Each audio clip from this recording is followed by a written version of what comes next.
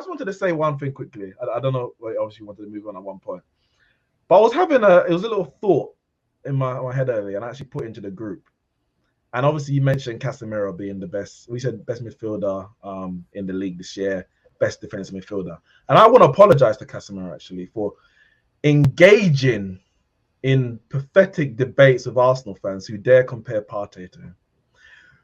Engaging in pathetic debates with Man City fans who dare compare Rodri to him.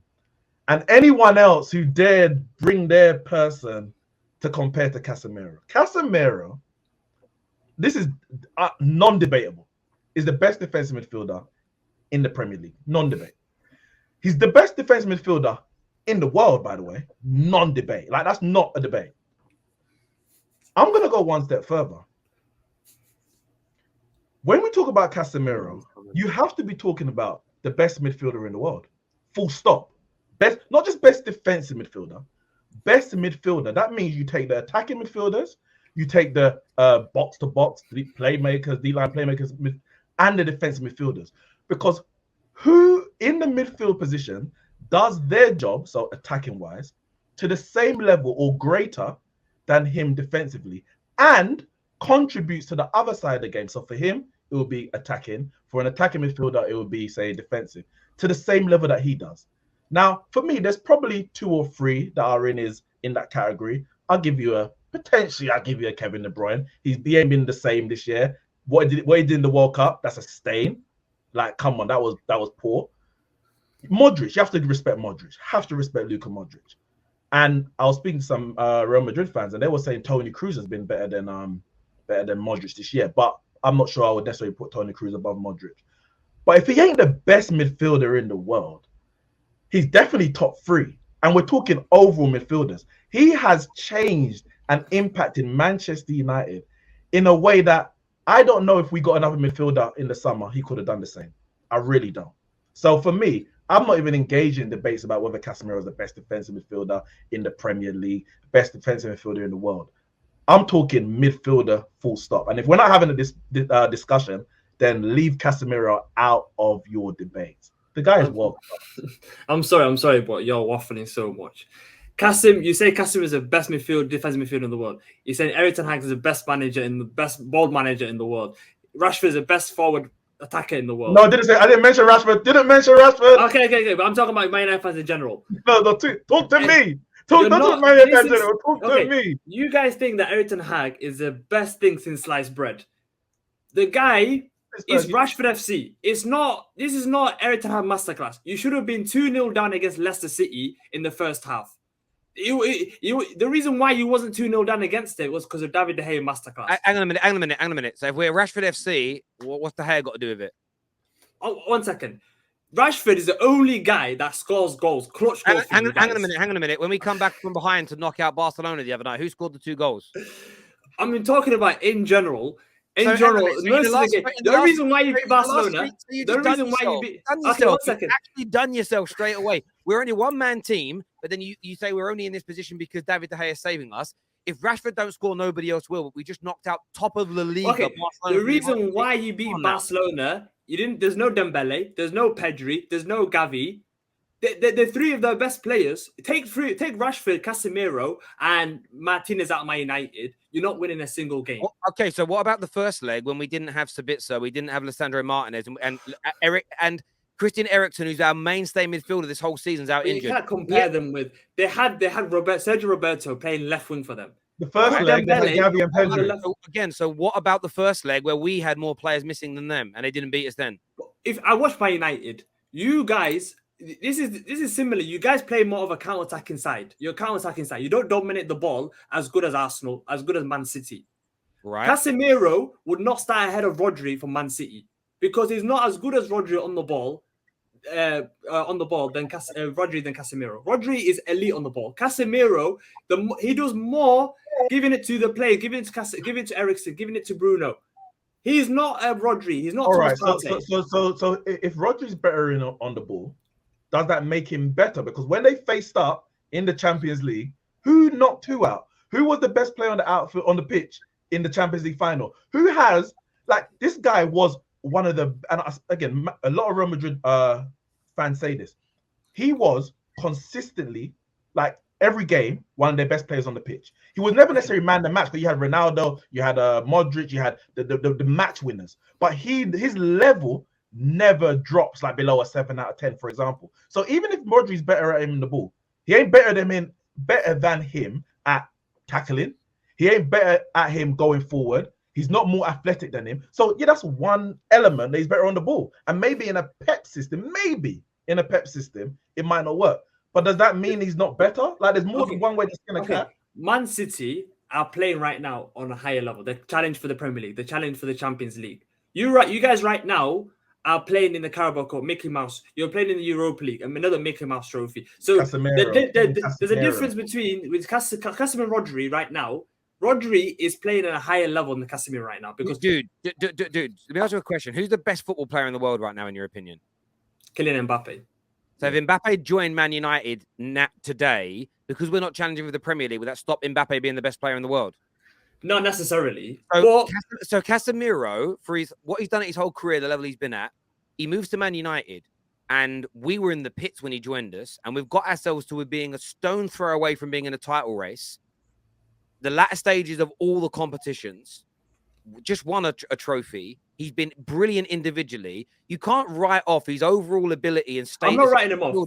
But you just did, because you said Man United are overall not at City's level or Arsenal's. But City have had Pep Guardiola for 7 years, and you've had Mikel Arteta for over 3. We've had Casemiro and our manager for 9 months, and look how quickly we're catching everybody. To ignore that, so I don't mind that you don't think he's the best, but your argument is flawed. It doesn't make sense, because to nearly catch you in 9 months would suggest they're better. If I get a 60-meter head start against you in a 100-meter race, but by the time I cross the line, you're just behind me, you're a better runner than me. I just had a head start, right? You guys have got right now in your team. If you look at your starting lineup, you've got proven players that have played for more than 5 years, more than 6 years. You got Varane, you got Casemiro, you got Rashford, you got Bruno, you got Eriksen. All these players, they're not new players. They've been playing at a high level for more than 5 years. You can't compare that with Arsenal, where they've had players. Odegaard, this is his second, third full season ever. Martinelli, brand new. Saka, brand new. There's a lot of players in Arsenal you cannot compare, because Man United should be winning right now with the players they've got. Not in the next 2-3 years. I get right this now. narrative, and I've heard a lot of Arsenal fans do this, especially you TikTokers. So what you're trying to, I know what you're doing. It's like, right, how can we turn the fact that it looks like Ten Hag's rebuild is going to be much quicker than Arteta's? How do we discredit it? We say that the players are older, therefore it should be quicker. And there's an element of that that's true. But Man United have tried 3-4 rebuilds before that with established players that have had more than 2 or 3 years experience, and it didn't work. So it is still about the right manager, the right culture, the right players. Age clearly isn't a determining factor or catalyst, because with similar age profiles before, it's failed. I don't think you realize, Terry, what he's trying to do is what a lot of Arsenal fans are trying to do. They're trying to hype up the opposition. They want to make you guys seem a lot better than what you are, and put the expectation that you guys need they are. There's better. So that if they do potentially win the Premier League, they can say, we beat this Man United side. We beat this Chelsea side. We beat this City side. Whoever it is, you're going to try hype up the opposition. No one expected Man United to be this good.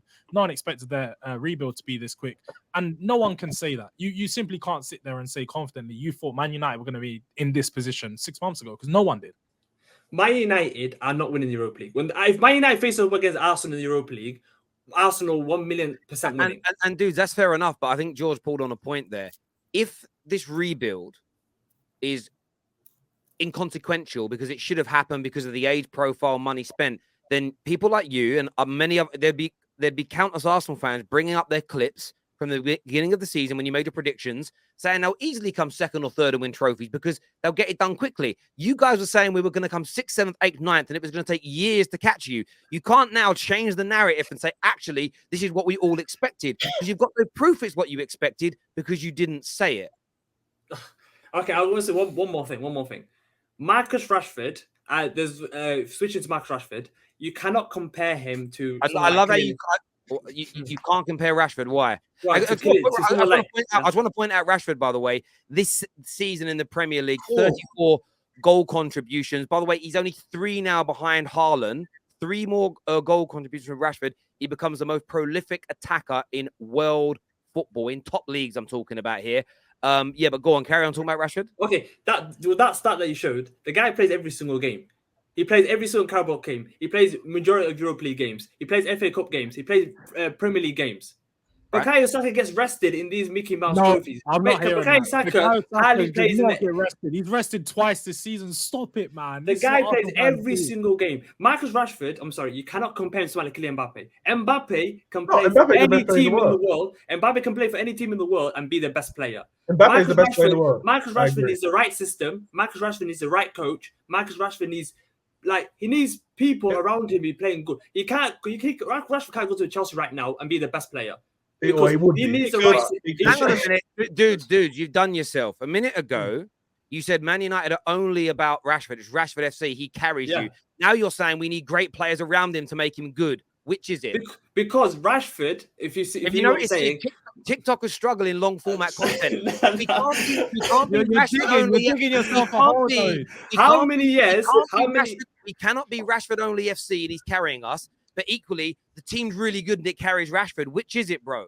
The form of You Rashford is on right Saka's now. missed less games than Rashford this year as well. Saka's only not played in one game. Rashford's not played in two. No, but 1 second. Bukayo Saka was our best player under Unai Emery. Bukayo Saka was one of our best players in the early times under Mikel Arteta. Bukayo Saka's been one of our best players. Marcus Rashford has been playing from 18 to 25 years old, and now he's just showing why he's one of You the. can't say just best showing. Don't do that. Bro, Don't I do need, that. I need, That's- I need to that's say a- this now. I need to say this now.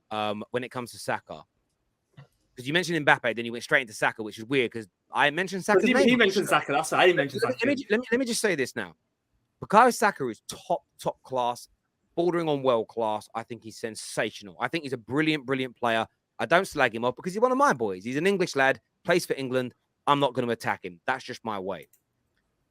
I think Rashford is the best winger in the world right now. Based on what I like, it's a personal preference. But me thinking that should not offend you as an Arsenal fan if you are comfortable with how good you think Saka is. It's a little bit like if a gay man, I'm not gay, but if a gay man asks me out on a date, I'm not going to freak out and get all weird and crazy because I'm comfortable with my sexuality. If you start panicking as a man in that situation, maybe you're hiding something. So for me, my question is to you dudes, like, why when Rashford gets praised, does your first thought go, I've got to defend Saka?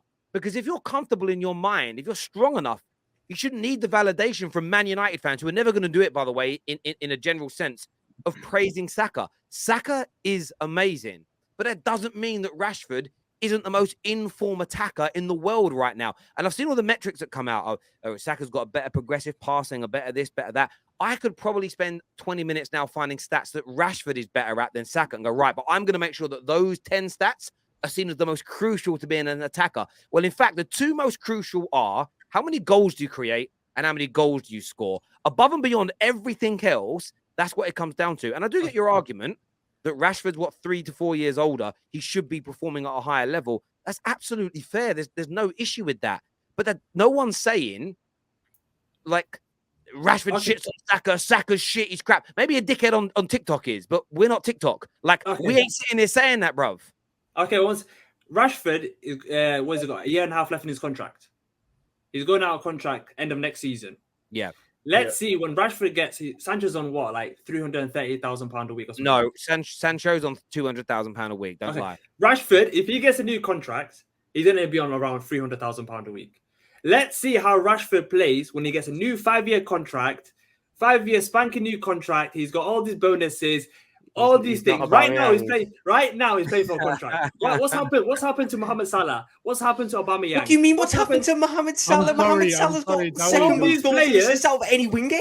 All these players have got brand new spanking contracts. As soon as they get this new contract, let's see how Rashford plays. Because I know he's playing for a new contract. I've got to say that before I go to This is the what Super you Cup, call work rate top 100%. Mount. But we're seriously sitting there. At any point to bring we're seriously sitting there right now and trying to tell me. You know what's crazy about it? Salah who's fell off. Arsenal are top. Sorry, Arsenal are top of the league.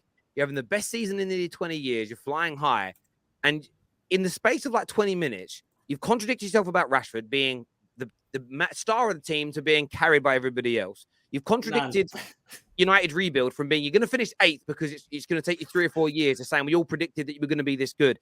Why are you so threatened? You individually, not Arsenal fans in general. Why are you so threatened by Man United? I'm not threatened. It's all these United fans that think that they're watch out, we're back. We're back. What do you mean you're back? You want a Mickey Mouse trophy. If you win the treble, if you win the Europa League, FA Cup, and Carabao Cup, okay, you're back. You haven't won anything yet. As soon as you start winning major trophies, because Carabao Cup is not a major trophy, as soon as you start winning major trophies, because a lot of managers got top 4 for Man United. Finishing top 4 for Man United shouldn't be a hard thing, okay?